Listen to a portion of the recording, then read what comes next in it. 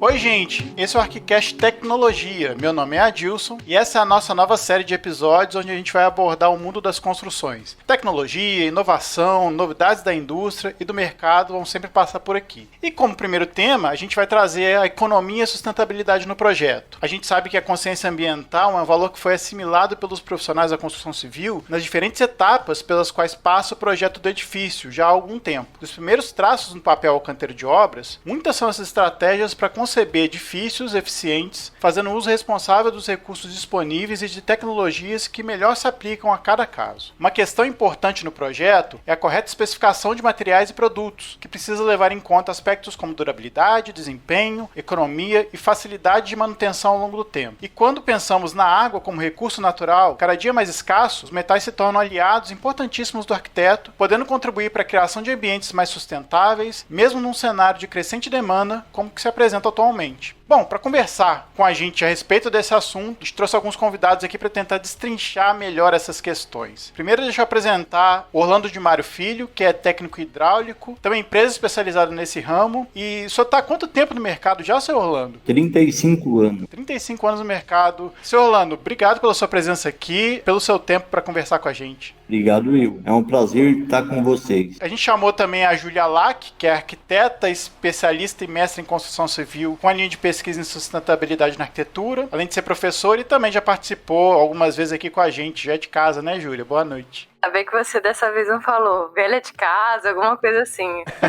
Foi muito pesado outra vez. Hein? Pois é, Júlia, desculpa, você não é velha, Júlia. É sempre um prazer falar com vocês, sempre aprendendo com vocês. Obrigado pela sua presença aqui, a gente aprende muito com você. E também está o Magno Moreira, que é engenheiro civil, especialista em projetos hidráulicos, já fez parte do comitê técnico do BID, que é o Buildings Installations Performance. Boa noite, Magno, obrigado pela sua presença aqui para conversar com a gente. Oi, Adilson, boa noite, eu que agradeço a oportunidade, boa noite a todos aí, com certeza vai ser um bate-papo bem bacana, vamos juntos aí. Está aqui para conversar com essas três figuras, Lili. Boa noite, Lili, tudo bom? Boa noite, todo mundo, obrigada pela oportunidade aí aos convidados, e hoje é para aprender bastante com essa equipe, casa cheia hoje, né? Vai ser bom. E tá aqui também o Rafa. E aí, Rafa, tudo bom? Tudo beleza, obrigado, senhor Orlando, obrigado, Magno e Júlia aqui por participar desse momento com a gente, vamos que vamos. Lembrando que esse episódio é oferecido pela Tigre Metais, nossa parceira para esse conteúdo.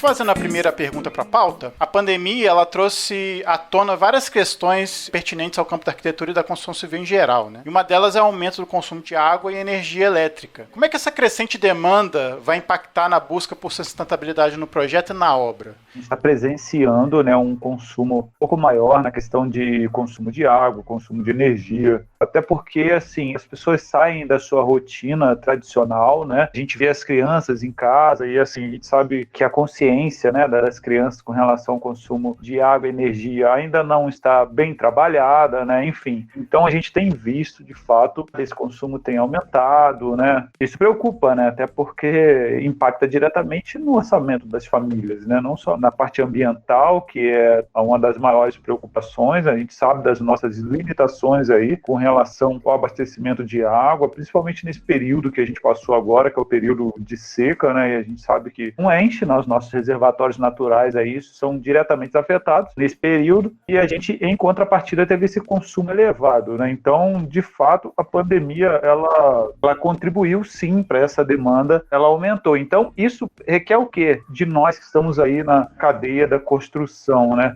Buscar maneiras mais eficientes, maneiras que a gente economize na questão energia e água, pensando juntos aí, vamos dizer assim, toda a cadeia, né? Não só os construtores, mas os projetistas, os engenheiros, todo o sistema e principalmente os fabricantes também entrando nessa preocupação, né, para que a gente possa ter resultados melhores. É uma pergunta assim um pouco difícil da gente chegar num resultado comum, né, as respostas ficam meias assim abertas, mas a gente vai conseguir sim, de fato, gerar economia aí com relação a esse tema. Senhor Orlando, o senhor tem percebido isso também? Dos clientes que são atendidos, a gente vê que eles automaticamente estão pedindo quanto mais economia. E a demanda hoje, impactado por esse coronavírus, muita gente em casa, cresceu o consumo. O próprio cliente, o próprio prestador de serviço, ele tenta fazer o máximo. E junto com a própria Tigre, a gente vê que procura colocar arejadores, colocar economia na casa da pessoa, tanto na parte elétrica como na parte de água. Júlia, na sua casa você também cresceu o consumo por lá? Eu vejo pelos seus stories aí que o seu filhinho também está se esbaldando, né, na água. Lá na minha casa, nós fizemos um projeto pensando na racionalização. Então, a gente tem aproveitamento de água pluvial. E aí, é sobre isso até que eu queria falar aí nessa questão. Tô achando ótimo esse ArchiCast, bem prático mesmo, né? Com 2 profissionais do ramo da construção. Muito interessante. Queria começar parabenizando aí essa iniciativa de vocês. Já que a gente está falando de projeto, né, arquitetônico, obra, eu vou falar aqui como arquiteta, como construtora, né, porque a gente também constrói, e como usuária, né. O que acontece aí nesse momento aí de pandemia, e o que acontece na construção sustentável? A gente tenta realmente otimizar, diminuir o uso dos recursos, e quanto maior o planejamento, quanto melhor o projeto, melhor. Então, por isso até que lá em casa, né, a gente conseguiu otimizar isso, né, com esses equipamentos essenciais. Mas, nesse momento, pandemia e o pós, né, acho que é um hábito que a gente não vai perder, a higienização, que é a forma que a gente tem de eliminar o vírus com a lavagem das mãos, acaba que tem-se um gasto maior mesmo da água.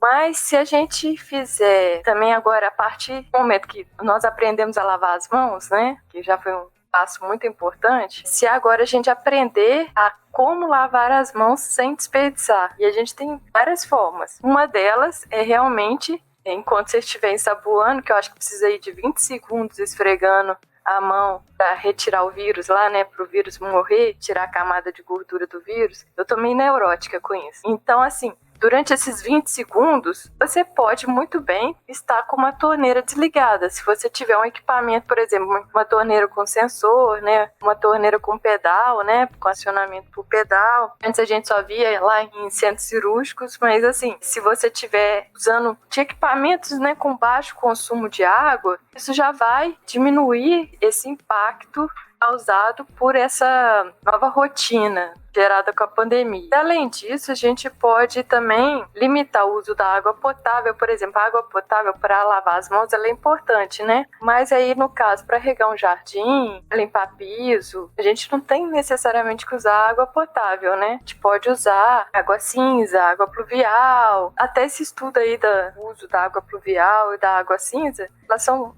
muito interessantes, né?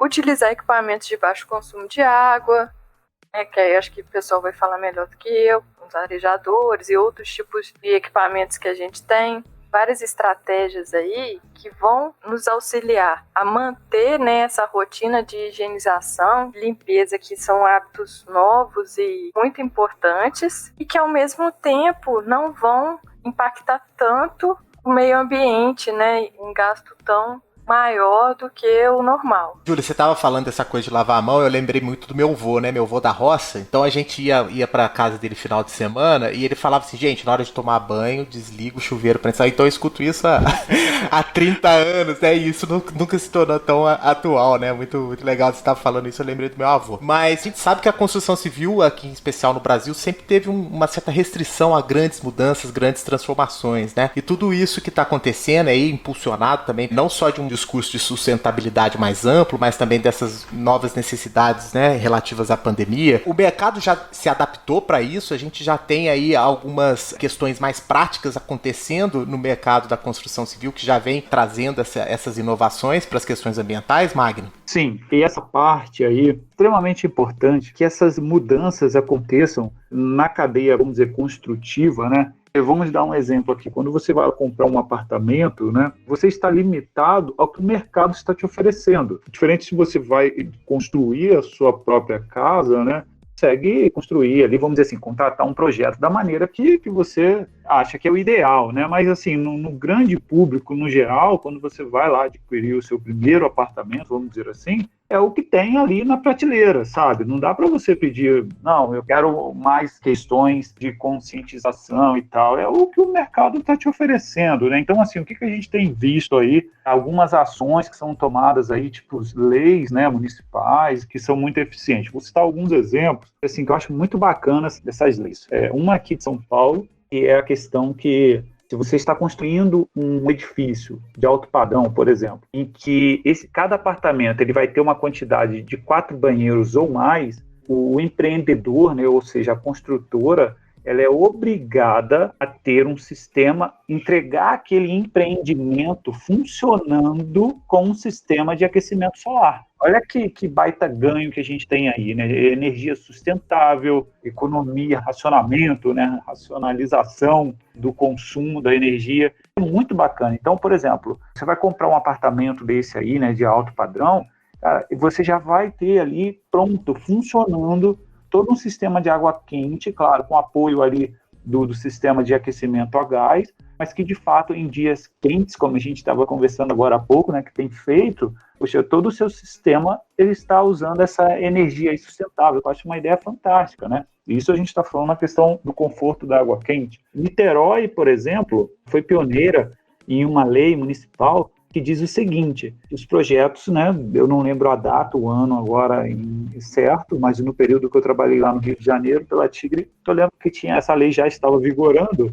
em que para você aprovar um projeto na prefeitura, era necessário que esse projeto tivesse um reaproveitamento das águas cinzas, né, que são a água ali do banho, do lavatório, né. Então, era obrigado você cuidar dessa água, e essa água, no caso, ela era reutilizada. Então, conforme a Júlia, né, bem colocou, você não tem necessidade de usar uma água potável para você poder lavar uma calçada, regar um jardim, enfim. Então, nessas novas edificações que estão sendo construídas, por exemplo, a água que é usada para dar descarga nas bacias, elas são essa água já utilizada desse sistema de reuso. Então, cara, isso foi uma baita jogada, vamos dizer assim, municipal, que veio agregar muito nessa questão do combate, vamos dizer assim, ao desperdício, né? Então, foram duas leis muito bacanas. Eu acho que poderiam nascer mais medidas igual essa. Eu acredito que existam outras cidades com medidas similares. Agora, isso a gente pega, vamos dizer assim, as construções formais. Mas, infelizmente, a nível Brasil, a gente ainda tem uma questão muito grande da informalidade na construção, né? E aí acaba não passando por esse filtro. Agora, aí é onde que a gente pode atuar. Eu diria que os fabricantes, por exemplo, entregar produtos mais conscientes, né? A Tigre, por exemplo, ela lançou um produto recentemente chamado Unifam. O que é esse produto? Ela é uma estação de tratamento de esgoto familiar. Por isso que o nome é Unifam. É uma unidade de tratamento de esgoto familiar. Ou seja, então, ao invés de você jogar fora aquela água ali que você utilizou, naquela água servida, você reaproveita essa água com esse produto. Bem compacta, cabe dentro do seu quintal, ou seja, é muito bacana. E aí, o que a gente traz de economia? Além da gente cuidar do meio ambiente, você ainda vai cuidar do seu bolso, porque se você compra menos água da sua concessionária, né, você reutiliza aquela água que te foi servida, você automaticamente está comprando menos água da concessionária, né? Então, com isso, você tem também uma redução de custo, né? Custo fixo, direto. Então, assim, essas soluções, precisam chegar mais soluções igual essa. E, de fato, o mercado está olhando um pouco com mais cuidado, mais carinho para essa área aí, com certeza. E, senhor Orlando, o senhor tem feito muito trabalho de reuso de água cinza? Isso está sendo bastante exigido aí pelos clientes ultimamente? Eu já trabalhei e trabalho em 3, 4 plantas aqui em São Paulo, que é água de reuso. Num prédio na Faria Lima, outro prédio na Berrini, e é um processo de reuso de água. Faz o tratamento na água, devolve ela para fazer o reuso. Seria o que? Regar um jardim, distribuir para caixas acopladas. E eu vejo que está pegando, devagar está pegando isso. Assim, a nível que estão exigindo mesmo isso, não. Eu tenho um cliente que ele usa a máquina de lavar roupa e ele tem lá diversas caixas d'água de 1.000 litros. O que eu faço? Em vez de jogar essa água fora, eu jogo aqui dentro dessa água. O que o senhor faz com essa água? Eu uso para lavar corredor, uso para lavar a garagem, uso para lavar a calçada. É uma família que tem 4 pessoas. Cada cliente tem o raciocínio dele de economizar para ele mesmo. Então, se a gente for fazer mesmo a conta, ele está tendo economia, porque muitos clientes que desperdiçam água. Eu digo desperdiçar porque a pessoa vê uma torneira pingando, ele acha que não está gastando, mas está pingando. Ah, mas isso aí é pouca coisa. Talvez ele não se vê uma economia assim de uma hora para outra, porque ele tem custo. Mas chegar lá na frente, ele já voa o hábito. E a economia vem. Vamos ouvir um pouquinho a experiência da Júlia, que trabalha também com projetos assim, dentro desse ramo, dentro de uma visão, né, de sustentabilidade. Acredito que as pessoas te procuram também muito por isso, né, Júlia? Você percebe mais recentemente o crescimento dessa preocupação? O cliente está mais exigente no projeto arquitetônico? Você vê variação nesse sentido de projetos mais caros ou mais baratos, ou não necessariamente? Ou tipos de projeto? Então, tem uma divisão aí clara, empreendedor e projeto residencial unifamiliar. O que acontece? Até essa resistência aí, citada na pergunta, ela é muito em relação a esse investimento dos sistemas que a gente tem, né? E acaba que esse retorno é muito no pós-ocupação, né? É o usuário que vai perceber e vai ter esse benefício. Então, até foi muito legal essa fala aí do seu Orlando, desmistificando um pouco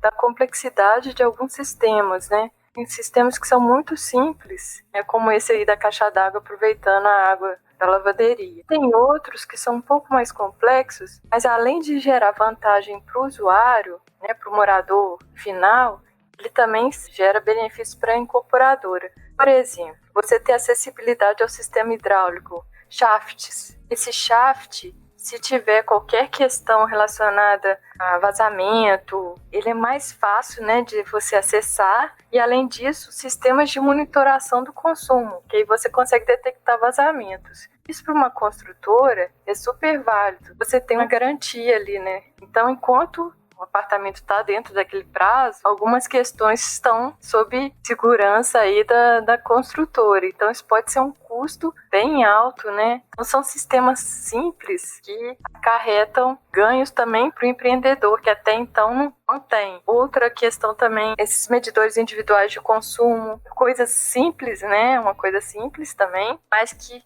gera valor agregado ao apartamento. A pessoa saber que ela vai pagar justamente aquilo que ela consumiu, né?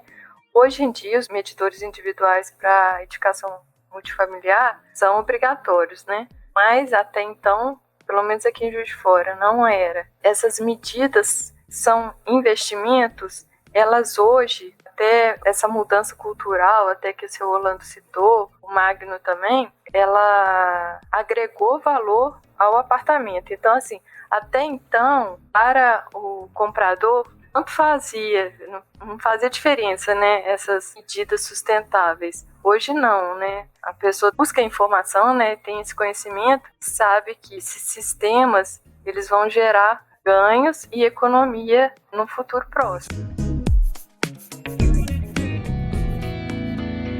Você está falando aí de mercado, de como é que agrega valor, mas a gente tem também algumas coisas para obedecer, tipo uma legislação de certificados e selos que a gente tem no mundo da construção, né? A gente pode citar alguns principais aí que lidam com essas questões? Certificação no Brasil, né? Certificação aí vou falar de construção, tá? Tem o LEED, o Procel, Selo Azul, GBC, Casa e Condomínio, Aqua, PB Edifica. Sendo que dos que eu em conhecimento, mas se identifica com as condições assim do nosso país, eu acredito que seja o GBC Brasil, né? O Green Building Council Brasil.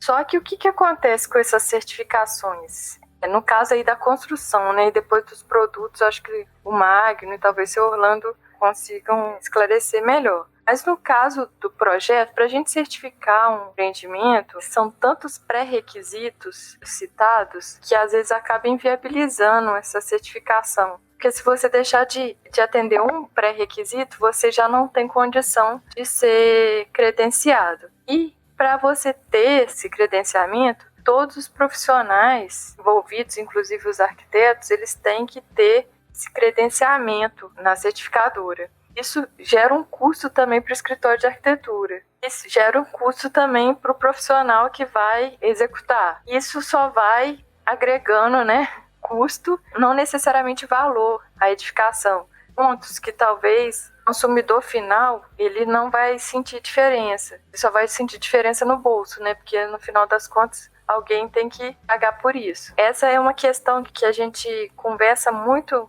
na certificação. O primeiro ponto assim que a gente discutiu bastante, meio principalmente acadêmico, o fato delas serem importadas sem essa sensibilidade com o cenário brasileiro, tanto climático quanto econômico. A partir do momento que isso foi se infiltrando na nossa cultura, se tornou mais fácil de ser vendido, né, um produto vendido, ele começou a esbarrar nas questões econômicas, né? Por exemplo, você tem que só especificar produtos com etiqueta PBE Edifica, nível A. E no caso desses eletrodomésticos que têm selos ou certificações, eles têm um custo maior. Então, são pequenas coisas que vão aumentando o valor mesmo do... Não vou falar valor não, porque valor é diferente de preço, né? Porque não necessariamente aumenta o valor. Às vezes só aumenta o preço mesmo do imóvel. Essa é uma questão que a gente discute. Às vezes vale mais a pena vou trazer isso para o mercado. Você tem a opção de comprar um tomate com selo orgânico. Você também tem a oportunidade de comprar um tomate feito por um produtor local, não tem essa certificação, mas que você tem conhecimento da sua origem, não tem agrotóxicos e tudo mais. Então, assim, você acaba comprando o tomate do fornecedor local. Essas análises de bom senso é que as certificações elas não são tão flexíveis para a gente ter parâmetro, né? É uma tabela a ser preenchida, com pontos a serem efetuados, mas não necessariamente se tem essa possibilidade de fazer uma análise por bom senso. Magno, você sente esse impacto também na parte da obra e de como esses selos impactam aí na construção? Sim, Adilson, com certeza. A Júlia muito bem colocou essa questão do selo, né? Por exemplo, esse selo que ela falou, né, que é o LED aí, ele é um selo norte-americano. Então, assim, às vezes, como muito bem a Júlia colocou, estão sendo levados em considerações, critérios, né, para você, se eu não me engano, acho que são 7 critérios principais ali, né, pré-requisitos principais, né, que você precisa atender. Vai exigir de uma edificação aqui no Brasil o que está sendo exigido similar lá nos Estados Unidos. E a gente sabe a diferença ainda em condições, vamos dizer, de concorrência entre os dois países. Essa conta, ela chega no bolso de quem vai adquirir aquele imóvel. E o que ela falou é fato. O valor nem sempre é percebido, mas o custo ele é percebido imediatamente, porque a Júlia muito bem colocou, esse custo ele só vai subindo conforme você vai cumprindo as etapas, desde o projetista, desde de quem vai construir, até do fornecedor, né, que vai entregar. Por exemplo, dependendo do material que você vai usar, tem uma fabricação com escala muito menor, e a gente sabe que essa fabricação, se ela é menor, vamos dizer, ela não é competitiva, então o custo é maior. Você sente essa diferença muito bem quando você vai no mercado. Então, acaba ficando assim, o selo, você comprar, você ter uma construção que atendam de fato os selos, embora tenham escalas diferentes, né? O LED, por exemplo, ele vai variar entre Silver, Gold e Platinum, mas enfim, para você alcançar até a mais simples dessa certificação, com certeza elevou o custo dessa construção. E alguém vai pagar por esse custo, é fato, né? Mesmo que para quem está construindo, para quem está entregando esse apartamento, por exemplo, com o selo, ele venha a ganhar, ele venha a se destacar, né, dos seus concorrentes, por estar entregando um produto com esse diferencial. Hoje em dia a gente sabe aí que já tem esse apelo pela questão sustentável, mas muitas das vezes a gente sabe que adquirir um apartamento, já diz aquele ditado, é o sonho da casa própria. Então, assim, você não troca de apartamento igual você troca de carro, né? Pelo menos a grande maioria dos brasileiros não, né? Então, assim, e aí essa questão preço, ela acaba entrando mais na conta do que a questão valor percebido. Infelizmente, a gente tem sofrido com isso, sim. Seria necessário que, de fato, tivesse mais flexibilização para que essas construções mais sustentáveis chegassem na ponta com custos mais reduzidos, mais realistas, vamos dizer assim. Né? Bom, se a gente pensar talvez assim em sistemas, né, maiores ou que contemplam, né, assim, edifícios de maior escala e tal, talvez essa questão do preço realmente assuste, né? E assusta mesmo. Há vários recursos aí energéticos e hídricos e tal que às vezes são muito caros, mas o que nos parece interessante também abordar é exatamente que os metais são um produto que está lá no final do processo, né, digamos, do projeto de instalação na obra e tem uma capacidade também de oferecer a solução consciente, facilitar a sustentabilidade no projeto, né? Assim, pode não ter um impacto tão visível também, mas são nesses pequenos detalhes que a gente também consegue economizar e fazer um melhor uso dos recursos, né? A Tigre, nesse sentido, tem uma linha de produtos, né? Uma linha de metais que oferecem esse tipo de solução. Quais as novidades a Tigre está trazendo para o mercado que você possa apontar e quais produtos se encaixam um pouco nessa nova demanda? Preciso ter água em mais lugares, porém eu preciso economizá-la, né? Com relação a essa frente aí, né, a gente tem produtos, tanto na linha Tigre Metais, né, e como eu acabei dando um spoiler ali, vamos dizer assim, no começo, né, a parte da Unifam, que é a questão do próprio tratamento do esgoto, mas nessa parte do metais, a gente tem produtos diversos tipos ali de aplicação, né? Desde chuveiro, por exemplo, né? Vamos levar em consideração quem tem uma questão de chuveiros por aquecimento de passagem, por exemplo, aquecedor a gás, né? Inclusive lançamos agora no decorrer de 2019 4 novos modelos de chuveiros, sendo que 3 deles eles têm a questão da economia de vazão. Por exemplo, esses 3 modelos, que é o Exatawela e o Ipanema, eles têm a vazão de 15 litros por minuto. Se você pensar, olha que conta importante, né? Se eu tenho uma vazão maior, eu preciso de uma potência maior no meu aquecedor, né? Porque senão a água vai sair, teoricamente, gelada, né? Quando eu tenho um chuveiro que automaticamente ele já reduz a vazão de água, eu exijo menos do meu aquecedor. Então, eu posso até adotar uma boa prática de não abrir o misturador, no caso, a água gelada. Eu posso optar por abrir somente a água quente, né? Por quê? Se o meu chuveiro ele tem capacidade de me dar aquele jato forte, que é aquela sensação que tem muita água, né? Isso é o que a gente espera quando vai tomar um banho, né? Que tem aquele jatão forte. E se ele me dá aquele jato forte, eu já estou com a sensação que está saindo bastante água. Se ele tem uma economia de água, eu já economizo na minha conta d'água e na minha conta de gás, porque o meu aquecedor, eu vou precisar de menos capacidade, menos consumo de gás, tá? Então, a gente tem essa questão dos chuveiros com economizadores aí, vazando apenas 15 litros por minuto, tá? A gente também tem produtos na parte, principalmente, onde vai atender grandes públicos, né, que são os famosos economizadores. A gente tem um produto, por exemplo, nosso Biopress. Ele é um produto que eu consigo regular nele qual a vazão que eu quero que ele saia de água, né? Por exemplo, ele vem de fábrica regulado para vazar 6 litros por minuto.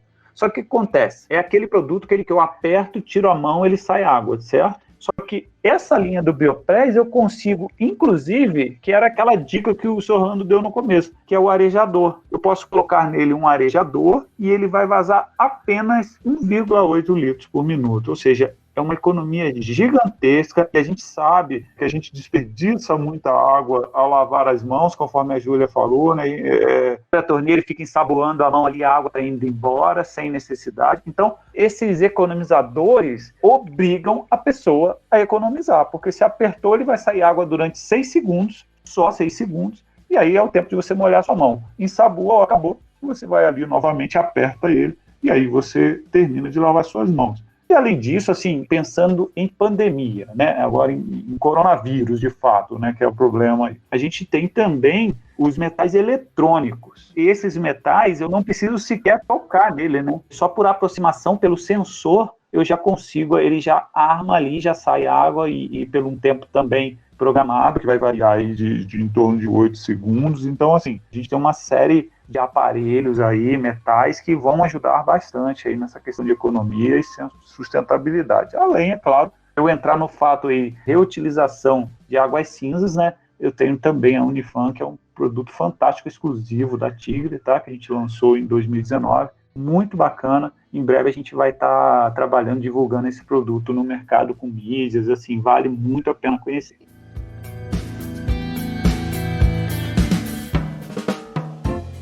Seu Orlando, é possível a gente fazer essa economia lá na ponta, com esses equipamentos menores, porém de uso cotidiano, como torneiras e chuveiros, assim, pela sua experiência? É possível realmente a tecnologia, né, e um bom desenho oferecer para o cliente essa economia que às vezes não se percebe, mas que, né, ao final de uma semana, final de um mês, faz muita diferença, somando todo mundo, né, que economiza?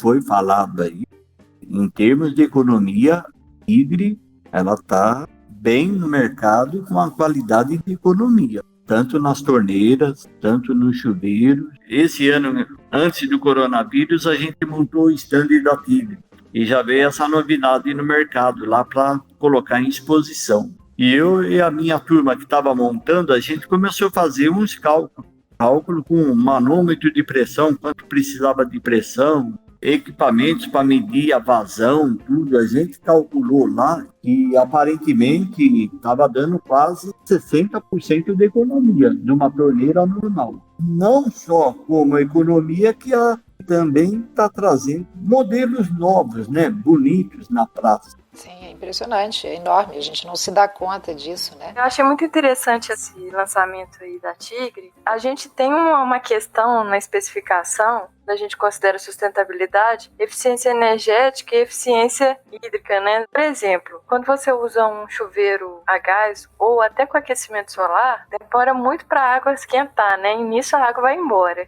E aí, no caso da água, até então, antes desse lançamento aí da Tigre, o chuveiro elétrico era mais econômico, se considerar aí economia de água. Então, achei bem interessante isso e, de repente, isso vai mudar tudo. Eu não vou mais precisar ter essa questão, né, desse desperdício inicial que a gente tem sempre quando vai usar o aquecedor ou solar ou a gás. Achei isso muito interessante. E pegando um pouco da fala do seu Orlando, esse apelo estético, né, que a gente precisa aí na arquitetura, não basta só o metal ser eficiente, ele tem que ser bonito, né? A pessoa tem que querer gostar, né, dele, tem que ser acompanhando aí as inovações tecnológicas. Eu gosto muito de simplificar essas coisas, assim, eu acho assim, Magno e seu Orlando, eles citaram sistemas desde o mais simples, né, que é torneira, os arejadores, assim, coisas que a gente pode na nossa casa mesmo instalar facilmente, não tem tantas questões, quanto o tratamento de água de esgoto, que talvez seja um sistema um pouco mais complexo, né, e até de reaproveitamento de água pluvial. Mas vou só falar assim de duas opções que a gente tem que não tem a ver com sistemas. É especificar plantas para o seu jardim. Você escolher plantas que sejam adequadas ao nosso clima, à nossa região, muito provavelmente você vai precisar irrigar muito menos seu jardim. Uma coisa muito simples que gera economia de água. A outra coisa, se você não tiver a opção de ter um jardim, né, ao invés de colocar porcelanato, colocar grama mesmo, né, terra, você pode usar pisos drenantes, né? São aqueles pisos que permitem a permeabilidade do solo, a água entrar dentro do solo. Isso também é muito válido pensando aí na cidade como um todo, né? Então são só esses dois exemplos aí que eu queria agregar dentro da nossa conversa aí. Bom, então a gente vai encerrando nosso papo por aqui. Queria agradecer primeiro, deixa eu fazer um por um aqui. Agradecer ao Magno. Magno, obrigado pela sua presença aqui, pelas suas dicas também. Ok, Adilson, eu que agradeço a oportunidade, foi muito bacana o nosso bate-papo, importante, né, cara? Necessário que haja mais bate-papos igual esse, né? Foi muito bacana, sim. E, Júlia, pode ficar tranquilo que a gente vai atender aí o seu apelo. De fato, eu concordo com você, não adianta só ser eficiente, tem que ser bonito, né? Senão não convence o arquiteto, convence o cliente.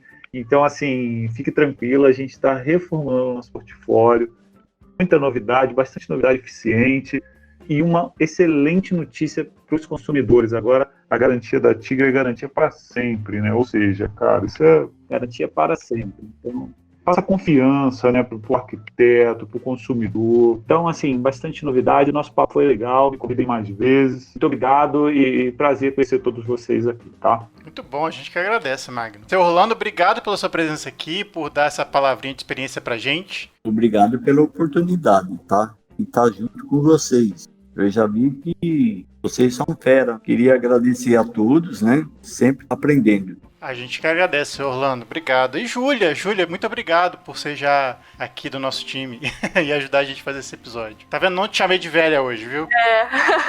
Obrigada, viu, velho amigo. O convite mais uma vez, né? É sempre muito bacana, a gente aprende muito. E esse foi bem diferente, eu achei. A gente teve aí essa oportunidade de ouvir o Magno e o seu Orlando, né? O Orlando, principalmente, que atua no mercado há tantos anos, quase a minha idade aí.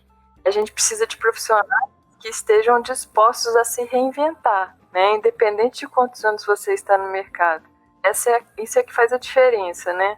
O profissional que ele sempre sabe que ele tem algo a aprender. Isso que impulsiona, né, a nossa profissão, esse sonhar dentro da nossa profissão, né? Isso que é gostar, amar o que faz. Com certeza aprendi muito, principalmente sendo mais prático, digamos, esse episódio. Então eu queria agradecer demais aí a oportunidade. Muito bom. Lili, mais um episódio pra nós, né? A nossa grade. Mais um, também acho um episódio especial, aprendi muito e achei também excelente essa experiência da gente focar na prática, na experiência da construção, assim, e de fazer a diferença para um grande tema lá na frente, né, assim, com a mão na massa mesmo e produzindo espaços melhores, concretizando espaços melhores, né, e através de detalhes, inclusive, né, como são os metais, assim, pequenos equipamentos, mas que vão fazendo aí grande diferença. Agradeço muito todos vocês, brigadão, foi excelente. E Rafa, mais um aí, Rafa. Fala, mais um. Poxa, falei pouco hoje, achei muito legal essa pegada aí, prática, muito... Pô, eu tinha várias perguntas aqui pra fazer pro senhor Orlando, já quase uma consultoria, senhor Orlando. É sério mesmo, meu chuveiro tá com pinga-pinga aqui tem uns 2 meses, aí eu tenho que todo dia dar a volta e fechar o registro de gaveta. Eu consigo resolver isso com metal ou é o problema no registro de pressão mesmo? A Tigre, ela está inovando. Hoje, registro de pressão, registro de gaveta, além deles estar fabricando vários tipos de acabamento, estão já mandando o próprio conversor para qualquer tipo de registro. E cada dia está agradando mais, principalmente pelos modelos e trazendo economia. Muito bom. Gente, então a gente termina por aqui. A gente volta daqui a uma semana com mais um episódio para vocês. E até mais.